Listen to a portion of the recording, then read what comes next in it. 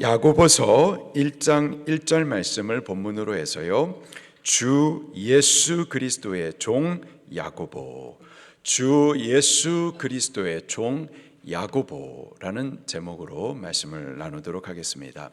우리가 지난주까지는 히브리서 말씀을 같이 나누어 먹었고요, 오늘부터는 야고보서 말씀을 먹도록 하겠습니다. 야고보서는 서신서예요. 편지입니다. 누가 누구에게 보낸 편지인지를 오늘 같이 나누도록 하겠습니다. 먼저 이 편지를 누가 작성했는지, 이 편지의 저자가 누구인지 1절 말씀을 같이 읽겠습니다. 시작. 하나님과 주 예수 그리스도의 종 야고보는 흩어져 있는 12지파에게 문안하노라. 자, 이 편지의 저자가 누구죠? 야고보입니다. 자, 근데 어떤 야고보를 말하는 걸까요? 야고보의 이름이 많아요. 굉장히 흔합니다. 야고보의 구약식 이름이 야곱이고요, 또 영어식 발음이 제임스입니다. 이 제임스 이름이 굉장히 흔합니다. 제가 지금 누굴 흉내내는가 한번 봐보세요. 죄송합니다. 제임스 딘, 제임스 딘. 죄송합니다. 그리고 007, 제임스 본드. 또 영어 성격본 중에서 킹 제임스 버전이 또 있죠. 제임스라는 이름이 매우 흔해요. 또 성경에서도 야고보의 이름을 갖고 있는 사람들이 여러 등장을 합니다. 먼저 예수님의 제자 중에 야고보가 있었죠. 두 사람이나 있었습니다. 먼저 세베대의 아들 야고보가 있었어요. 두 명의 야고보 중에서 이 세베대의 아들 야고보를 큰 야고보라고 칭합니다. 그는 사도 요한의 형제였고요, 예수님께서는 요한과 야고보를 우레의 아들들이라는 별명을 지어주기도 하셨었죠. 그는 예루살렘 교회가 한참 부흥하기 시작할 때 헤롯에 의해서 죽임을 당합니다. 순교를 당해요. 예수님의 12제자들이 다 순교를 당하는데 최초의 순교를 당했었던 사람이 이 큰 야고보입니다.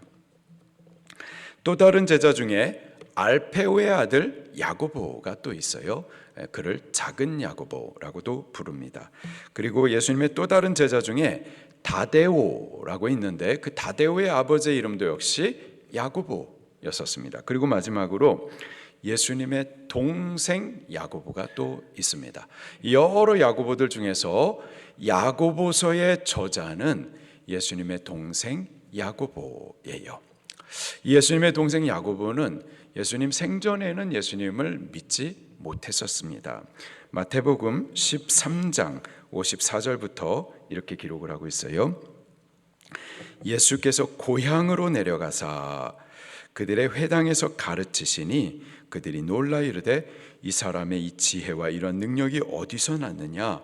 이는 그 목수의 아들이 아니냐? 그 어머니는 마리아, 형제들은 야고보, 요셉, 시몬, 유다라 하지 않느냐? 그 누이들은 다 우리와 함께 있지 아니하냐? 그런즉 이 사람의 이 모든 것이 어디서 났느냐? 하고 예수님의 가족들, 형제들의 이름이 쭉 나열이 되고 있어요. 그 중에 야고보의 이름이 보입니다. 그리고 야고보뿐만 아니라 요셉, 시몬, 유다가 있었고요.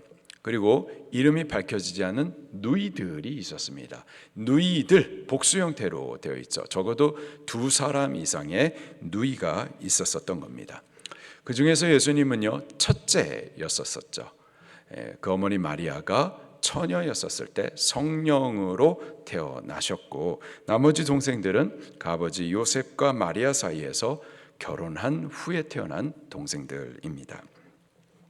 예수님의 형제들 중에 야고보 그리고 막내 동생 유다는 신약 성경의 여러 저자들 중에 저자들이었었어요.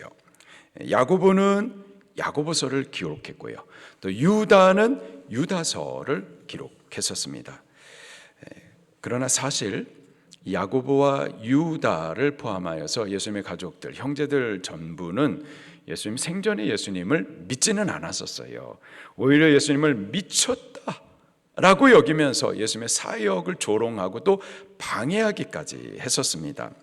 요한복음 7장 1절부터 5절 말씀을 같이 한번 찾아보겠습니다. 요한복음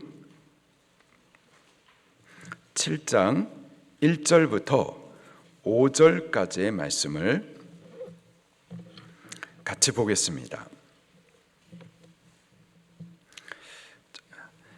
요한복음 7장 1절부터 5절까지의 말씀을 우리 한 목소리로 꼭꼭 씹어서 같이 속도를 맞추어서 같이 읽겠습니다. 시작.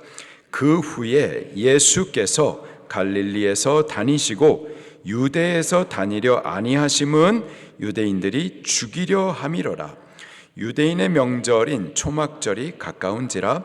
그 형제들이 예수께 이르되 당신이 행하는 일을 제자들도 보게 여기를 떠나 유대로 가소서. 스스로 나타나기를 구하면서 묻혀서 일하는 사람이 없나니 이 일을 행하려 하거든 자신을 세상에 나타내소서 하니 이는 그 형제들까지도 예수를 믿지 아니함일러라. 예수님의 사역의 주 무대는 갈릴리 지방이었습니다. 갈릴리는 어부들의 마을, 시골 촌동네였었어요. 그에 비해서 유다는 예루살렘도 있고 또 성전도 있었던 정치적으로 또 종교적으로 중심지, 수도였었습니다. 근데 예수님께서는 이 유대로 가기를 원치 않으셨어요. 그 이유가 유다 사람들이 예수님을 죽이고자 했었던 그 살해의 위협이 있었기 때문이죠. 근데 형제들이 예수님을 향해서 하는 말이 예수님 왜 유다로 안 올라가십니까? 올라가십시오. 나타나기를 원하면서 왜 여기 시촌동네에서 머물러 있습니까? 유다 올라가세요. 이래 말했단 말이죠. 분명히 유다인들에 의해서 살해 위협을 받으시는 것을 알면서도 불구하고 그렇게 비아냥거리면서 말을 했었던 겁니다. 그들의 예수님을 향한 이러한 태도를 보인 그 이유가 5절에 밝히 말씀해 주고 있는데 이는 그 형제들까지도 예수를 믿지 아니함이로라. 그들은 예수님을 그리스도로 믿지 못했었습니다.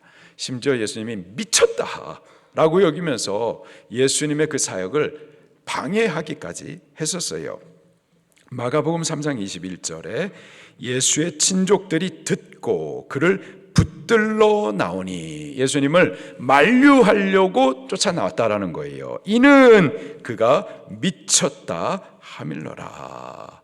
그렇게 예수님을 믿지 못할 뿐만 아니라 미쳤다고 여기면서 그 사역을 방해하던 자들이 예수님의 가족들이었고 형제들이었습니다. 그 중에 야고보도 그랬었던 거예요. 야고보는 예수님을 단순히 자기 육신의 형님 정도로만 알았었지 그가 구약 성경이 예언하시는 하나님 그리스도라고는 전혀 믿지 못했었습니다. 자, 그런데 그 야고보가 오늘 본문 말씀 야고보서 1장 1절에 예수님을 주 그리스도라고 고백을 해요. 그리고 자기 자신을 나는 예수님의 동생이라고 말하지 아니하고 주 예수 그리스도의 종이라고 고백을 합니다. 어떻게? 언제 이 야고보가 이 예수님을 하나님의 아들 그리스도라고 믿을 수가 있었을까요? 언제 저거 어떻게 이렇게 변화를 받아가지고 이렇게 회심을 해서 나는 예수 그리스도의 종이라고 고백을 할 수가 있었을까요? 예수 그리스도의 부활 때문이었습니다. 부활하신 예수님을 만났기 때문이었어요. 십자가에 달려 죽으셨지만 죽음의 권세를 이기시고 부활하신 예수님을 만나고 나서야 예수님 그분이 단순히 나의 육신의 형님이 아닌 하나님의 아들 그리스도이심을 믿을 수가 있게 된 거죠. 사도 바울은요 바로 그 사실을 아주 정확하게 기록을 해주고 있습니다. 우리 또 성경을 찾아볼게요. 고린도전서 15장 말씀입니다. 고린도전서 15장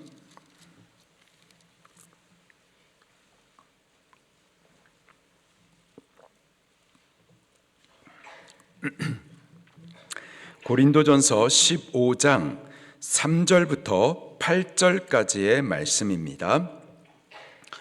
고린도전서 15장 3절부터 8절 말씀을 또 꼭꼭 씹어서 우리 옆 사람과 같은 속도를 맞추어서 같이 읽겠습니다. 시작. 내가 받은 것을 먼저 너희에게 전하였노니 이는 성경대로 그리스도께서 우리 죄를 위하여 죽으시고 장사 지낸 바 되셨다가 성경대로 사흘 만에 다시 살아나사 게바에게 보이시고 후에 12 제자에게와 그 후에 500여 형제에게 일시에 보이셨나니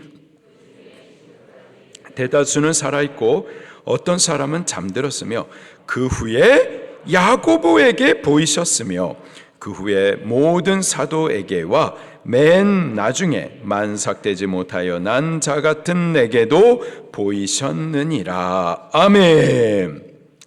예수님 그분은 죽으시고 죽으심뿐만 아니라 죽음의 권세를 이기시고 부활하셨어요. 그리고 부활하신 자기 자신을 베드로와 제자들에게 나타내 주시고 그리고 또 누구에게요? 7절 말씀에 보니까 야고보에게도 부활하신 예수님 당신을 보여주셨었던 겁니다. 여기 3절 말씀에 보면은 성경대로라는 단어를 강조를 하고 있어요.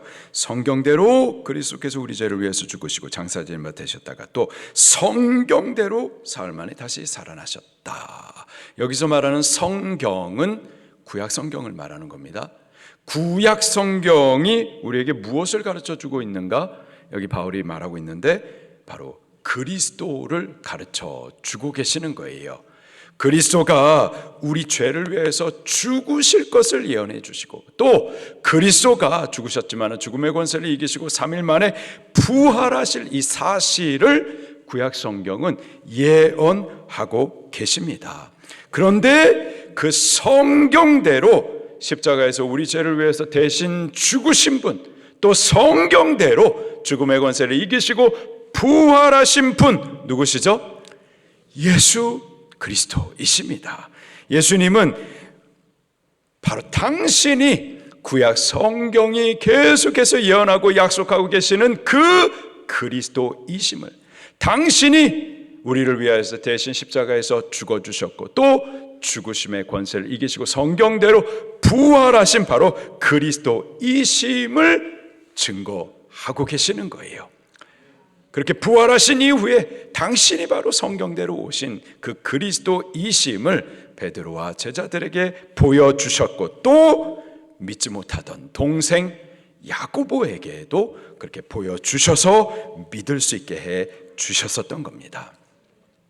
이 야고보의 변화의 시점, 예수님을 그리스도로 믿고 고백하던 그 시점이 바로 부활하신 예수님을 만난 이후였었어요. 예수님의 제자 중에 도마도 역시 예수님의 부활하심을 믿지 못했었죠.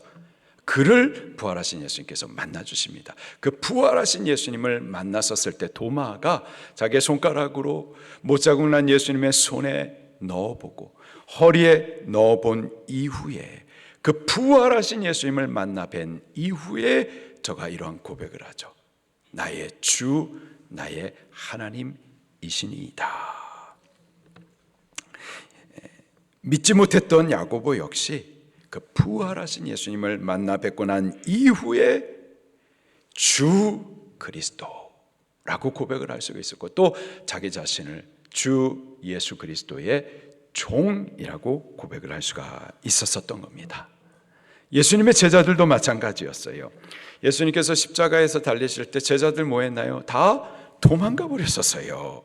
그런 그들이 돌이켜가지고 자기의 목숨을 걸고 예수님을 증언하는 증인이 되었었는데 그렇게 증인이 될 수 있도록 변화된 그 시점이 언제냐? 부활하신 예수님을 만난 이후였었습니다. 그들이 부활하신 예수님을 만난 이후에야 비로소 예수님이 우리가 생각하던 로마의 압제로부터 우리를 해방해주고 과거 다윗과 솔로몬 때 그 영광을 회복해 줄 혁명적이고 정치적이고 군사적인 메시아가 아니구나.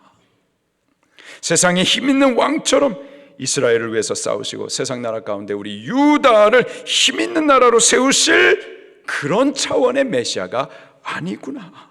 그는 하나님의 아들 그리스도, 온 인류를 위해서 세상 죄에서 구원할 구원자이시구나 라는 그 사실을 깨달을 수가 있었던 거예요. 언제? 부활하신 예수님을 만나고 난 이후였었습니다. 야고보 역시 예수님을 단순히 혈연적인 관계에서 형님으로만 알고 있었던 것, 자기 생각대로만 알고 있었던 것들이 깨지고 예수님을 주 그리스도로 고백하고 또 나의 주 나의 하나님이라고 고백할 수 있게 된 그 사건이 부활하신 예수님을 만난 이후였었던 겁니다.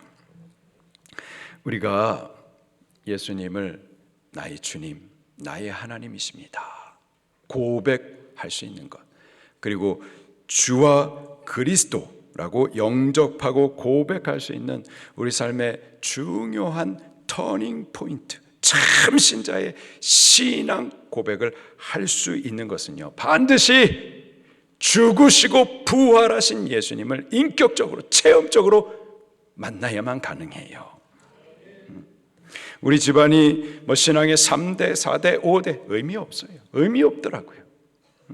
내가 어떤 큰 교회에서 신앙생활하고 얼마나 오랫동안 신앙생활하고 얼마나 교회를 위해서 많이 섬기고 봉사했고 성경을 얼마나 많이 읽고 알고 내가 집사고 권사고 목사고 의미 없어요. 예수 그리스도를 인격적으로 체험적으로 만나지 않고서는 아무런 의미가 없는 거예요. 예수님 만나셔야 됩니다. 그분을 인격적으로 체험적으로 죽으셨으나 부활하신 그 예수님을 꼭 만나셔야만 해요. 만나게 되기를 예수님의 이름으로 축원합니다. 어떻게 만날 수가 있을까요? 바디메오는 소경이었습니다. 예수님을 눈으로 볼 수가 없었어요. 만날 수가 없었어요. 그러나 그를 가까이 찾아오신 예수님, 그분을 만나기 위하여서 소리질러 그 예수님을 찾았습니다. 간절한 마음으로 그분을 만나고자 간구했어요. 다윗의 자손 예수님, 나를 불쌍히 여기옵소서. 다윗의 자손 예수님, 날 좀 돌아보아 주시옵소서. 나 좀 만나 주시옵소서. 간절히 부르짖었습니다. 그 부르짖음을, 그 간절함을 예수님께서 보셨고 들으셨고 가까이 부르셨어요. 그의 눈을 뜨게 하셨습니다. 예수님을 보게 하셨어요. 만나 주셨습니다. 그 예수님은 말씀이세요.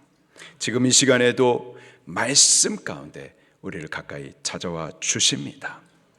우리를 만나 주시기 위해서 말씀 가운데 찾아와 주세요. 다만 우리가 바디메오와 같은 그런 사모함과 간절함으로 주님 만나기를 기대하셔야만 하는 겁니다.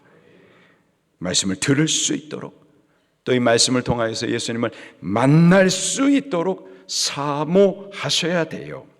만나 주십니다. 예수님을 나의 주, 나의 하나님으로 고백할 수 있게 해 주십니다. 여러분, 예수님 만나기를 사모하십니까? 사모하십니까? 이 사실도 아시기를 바라요. 우리가 예수님 만나기를 사모하는 것 이상으로 그 예수님이 우리를 만나 주시기를 더욱 원하세요.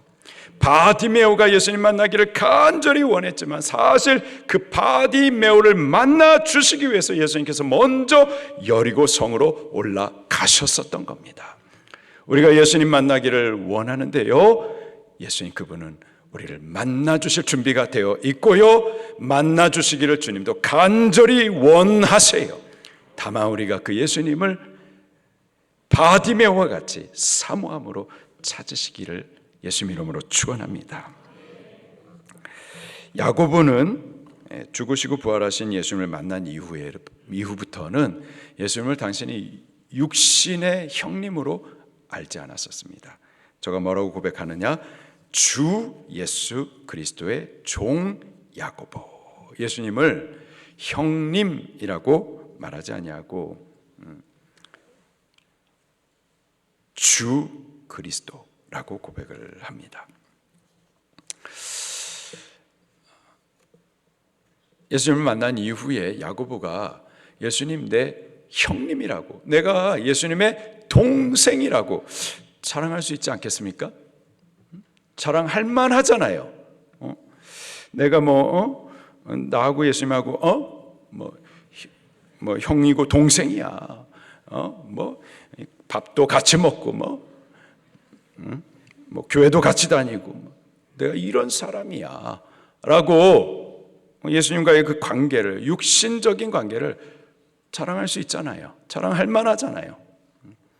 근데 야고보는 부활하신 그 예수님을 만난 이후에 예수님이 누구신지를 똑바로 깨닫게 됩니다. 그리고 예수님과 자기 자신의 관계도 바르게 깨달아 알게 됩니다. 곧 예수님, 그분은 주 예수 그리스도, 나는 예수 그리스도의 종이라는 이 사실을 알게 되는 거죠. 예수님을 참으로 만난 자, 참으로 믿는 자는요, 예수님을 구원자 그리고 주님으로 고백합니다.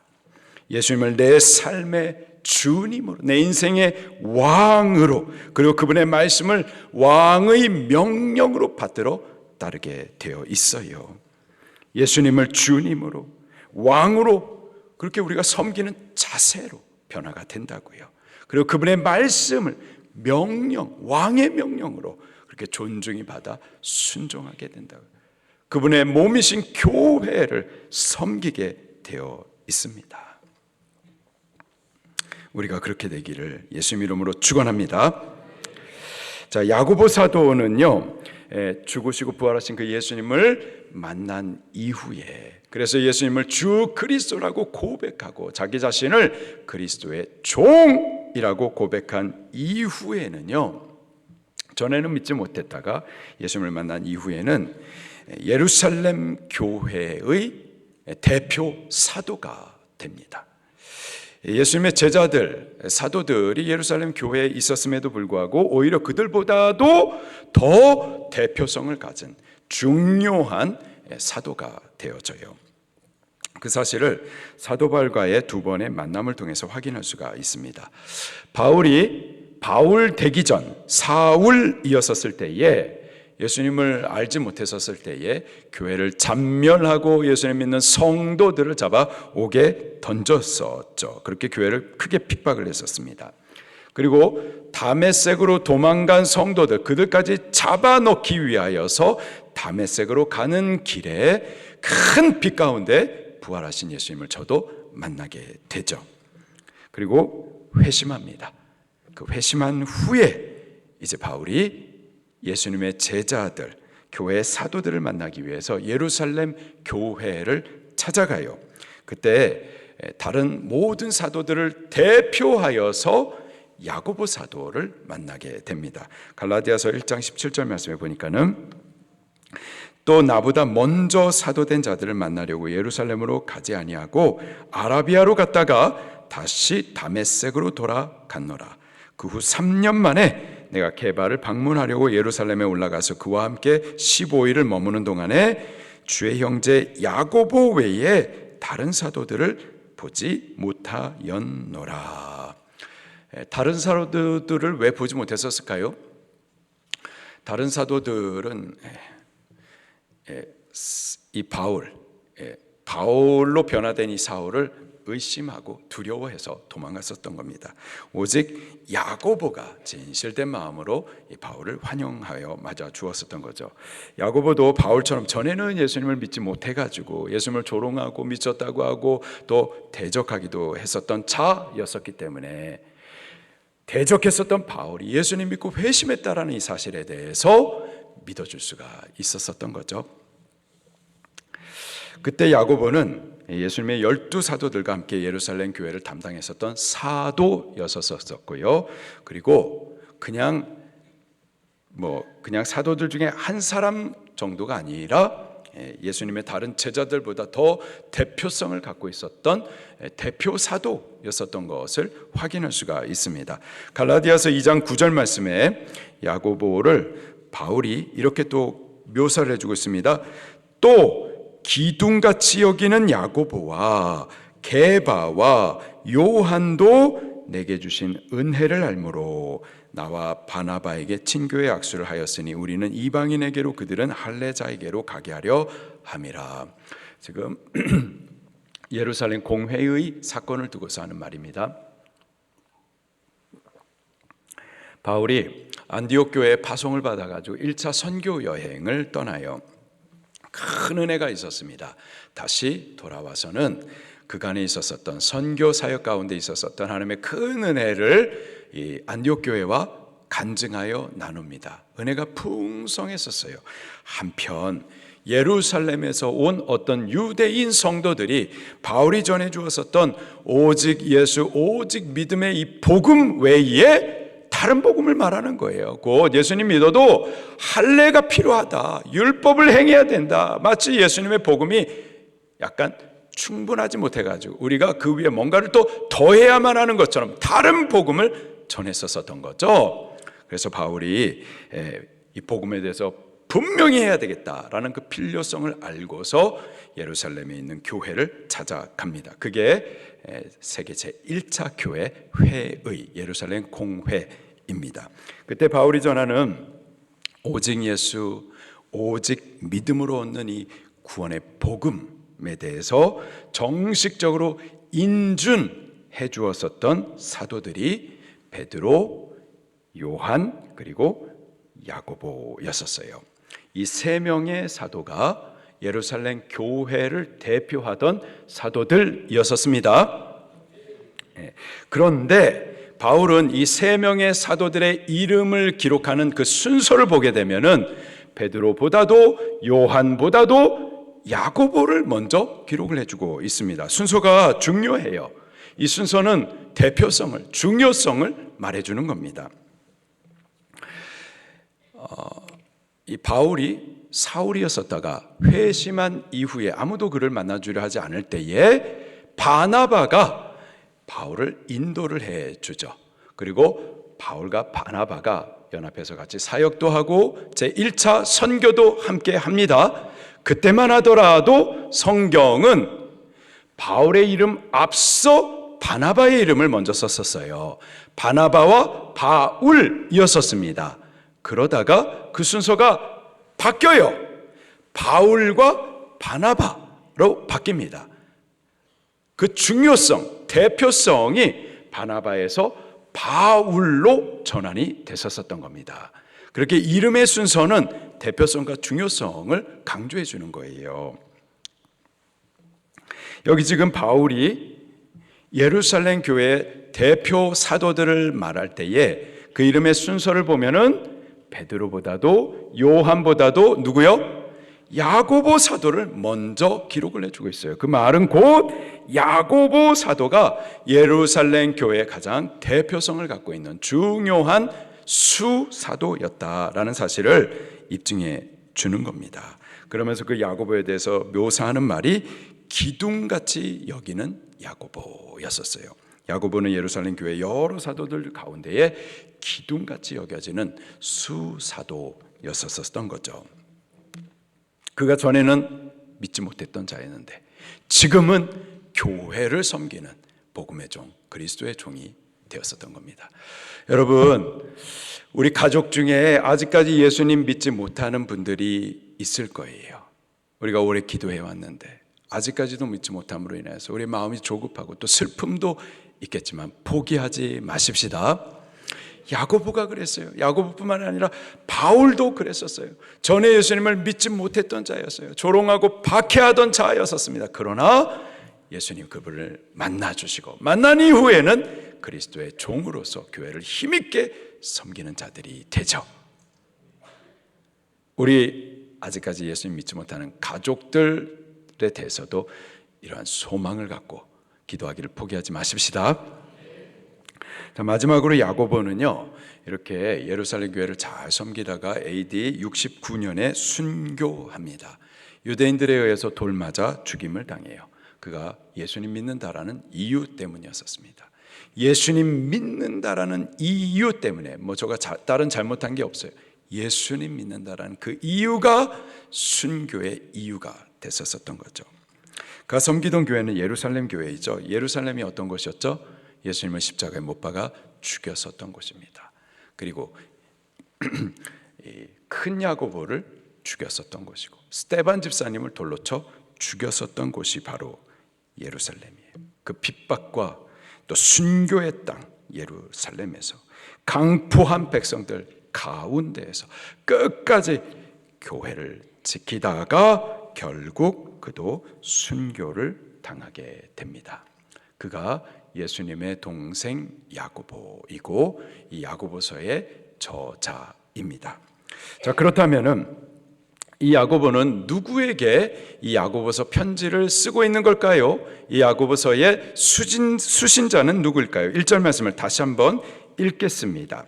야고보서 1장 1절 시작. 하나님과 주 예수 그리스도의 종 야고보는 흩어져 있는 12지파에게 문안하노라. 흩어져 있는 12지파에게 쓴 편지입니다. 구약시대 이스라엘 12지파라고 하면은 하나님의 택한 백성, 거룩하게 구별된 성도들이죠. 신약시대에는 예수님 믿는 자들이 이스라엘입니다. 우리가 예수님 믿을 때 거듭 태어난 줄 믿습니다. 하나님의 백성으로 영적인 이스라엘로 참 이스라엘로 다시 태어나는 거예요. 이 편지의 수신자는 이스라엘 12지파란 예수님을 믿는 모든 성도, 모든 교회를 말하는 겁니다. 유대인 교회뿐만 아니라 이방인 교회를 포함하고 있고요. 당대의 교회들뿐만 아니라 지금 우리 수지 방주교회를 향하여서도 보내진 편지입니다. 특별히 그냥 이스라엘 12지파가 아니라 흩어져 있는 12지파라고 말하고 있어요. 이 말은 고난당하고 있는 교회, 고난당하고 있는 성도들이라는 뜻입니다. 사도행전 2장에 오순절 성령님께서 강림하십니다. 성령님께서 강림하시고 첫 번째 행하셨던 일이 예루살렘에 교회를 세우는 일이었었죠. 성령 충만함을 받았던 베드로가 성령의 말하게 하심을 따라서 그리스도 예수님의 복음을 전도해 줘요. 그랬더니 3,000명이 회개하고 예수님을 믿고 제자가 되어집니다. 다시 또 복음을 전하자 이번에는 5,000명이 회개하고 예수님을 믿고 제자가 돼요. 교회가 그렇게 점점 부흥합니다. 너무 많은 사람들이 모여가지고 이제는 사도들이 감당할 수가 없었어요. 그래서 사도들은 그들 본연의 직무였었던 말씀과 기도의 직무에 전무하고 교회 나머지 제반 업무에 대하여서는 7명의 집사님들을 택하여서 안수하여 그들에게 맡깁니다. 성령과 지혜가 충만하고 믿음과 능력이 충만하며 또 교회들 앞에 칭찬받는 자들을 택하여서 안수하여 집사님으로 세우고 그들에게 교회를 맡긴 거죠. 그 중에 한 분이 스데반 집사님이셨습니다. 스데반 집사님이 안수받고 나서 예루살렘 길거리를 돌아다니면서 예수 그리스도의 복음을 증거해 줍니다. 그러자 유대인들이 그 복음을 들을 때 찔림을 받았었어요. 여러분, 복음을 들을 때에 찔림을 받는 적이 있으십니까? 찔림을 받으십니까? 받으시게 되기를 예수님 이름으로 축원합니다. 근데요, 복음을 듣고 찔림을 받을 때 두 가지 다른 반응들이 나타나요. 사도행전 2장에 보니까 베드로가 성령의 충만을 하여서 예수 그리스도를 증거해 주었을 때 그 복음의 말을 들었었던 사람들이 마음에 찔림을 받았었어요. 아, 내가 죄인이구나. 내가 지금까지 살아오고 행했었던 그 일들이 죄였었구나. 아, 내가 예수님을 알지 못하고 십자가에 못 박아 죽였구나. 내가 이러한 죄인이구나. 이러한 큰 죄를 범했구나. 내가 어찌할꼬 하면서 마음에 찔림을 받아 어떻게 했나요? 회개했어요. 회개했어요. 이게 첫 번째 반응입니다. 그런가 하면은 여기 스데반 집사님이 복음을 증거할 때 찔림을 받았었던 그들은 스데반을 향해서 이를 갈았습니다. 미워했어요. 공격하여 돌을 던져 죽여버렸었습니다. 여러분 말씀을 받을 때 찔림을 받으시나요? 여러분들 중에는 저를 향하여서 이를 갈고 미워하고 공격하고 돌 던지신 분들이 있으면 제가 돌 받겠습니다. 없으면 좋겠습니다. 대신 찔림을 받고 내가 죄인이라는 사실을 깨닫고 내가 죄인의 구주 되시는 예수님을 못 박았다라는 그 사실로 인하여서 가슴을 치고 회개하는 은혜가 있게 되기를 예수님 이름으로 축원합니다. 그렇게 스데반 집사님은 유대인들에 의해서 돌 맞아 죽었었는데 그의 죽음에 대해서 보증을 썼던 자가 있었습니다. 바로 사울이었었죠. 그 사울을 중심으로 해서 바로 그때부터 예루살렘 교회에 큰 박해가 시작이 돼요. 그때 상황을 성경이 이렇게 기록을 해주고 있습니다. 사도행전 8장 1절에 사울은 그가 죽임당함을 스데반 죽인 당함을 마땅히 여기더라. 그날에 예루살렘에 있는 교회가 큰 박해를 당하여 사도 외에는 다 유대와 사마리아 모든 땅으로 흩어지니라. 모든 땅으로 어떻게 됐다고요? 흩어지니라. 그 흩어진 성도들이 이 야고보서의 수신자들이었었던 거예요. 여기서 흩어졌다라는 이 말은 핍박을 피해서 교회를 떠났다, 믿음을 버렸다 이런 뜻이 아니고요, 오히려 믿음을 지키기 위하여서 흩어졌다라는 뜻입니다. 저들이 흩어지지 않아도 돼요. 나 예수님 믿는 사람 아닙니다. 믿음을 포기해버리면 된다고요. 예수님 믿는 자들을 잡아 박해했었던 겁니다. 그러면 나 예수님 믿기를 포기할래요, 이제부터 예수님 안 믿을게요, 그러면 된다고요. 그러면 핍박받지 않고 흩어지지 않아도 되는 거예요. 그러나 믿음을 버릴 수가 없었기 때문에, 예수 그리스도를 포기할 수 없었기 때문에 지금까지 살아왔었던 삶의 터전을 버리고 흩어졌었던 거죠. 그 예수님을 믿는 믿음을 버릴 수 없기 때문에 아파트 포기하고 잘 나가던 직장 포기하고 사업 포기하고 학교 포기하고 흩어져 버렸었던 겁니다. 믿음 때문에, 그 믿음을 지키기 위해서 흩어진 자들, 고난당한 자들, 야고보서는 바로 그들에게 보내진 편지인 거예요. 야고보서는 예수님의 동생 야고보가 기록한 편지입니다. 그가 전에는 예수님을 믿지 못했다가 십자가에서 죽으시고 부활하신 예수님을 만난 후 예수님을 그리스도로, 또 그분의 종됨을, 그분을 주님으로 고백한 후에 믿음을 권면하여 보내진 편지가 야고보서예요. 믿음 때문에 흩어지고 고난당하는 성도들에게 보낸 편지입니다. 우리가 이제 오늘부터 매주 주일마다 야고보서 말씀을 나누도록 할 건데, 이 말씀을 나누는 동안에 야고보 사도가, 예수님의 동생 야고보가 만났었던 죽으시고 부활하신 그 예수님을 우리들도 꼭 인격적으로, 체험적으로 만나는 은혜가 꼭 있게 되기를 예수님 이름으로 축원합니다. 그 예수님을 인격적으로 체험으로 만남으로 인하여서 우리의 삶의 중요한 터닝 포인트를 체험하고 참 신자의 믿음의 고백을 올려드리는 은혜의 기회가 꼭 있게 되기를 예수님 이름으로 축원합니다.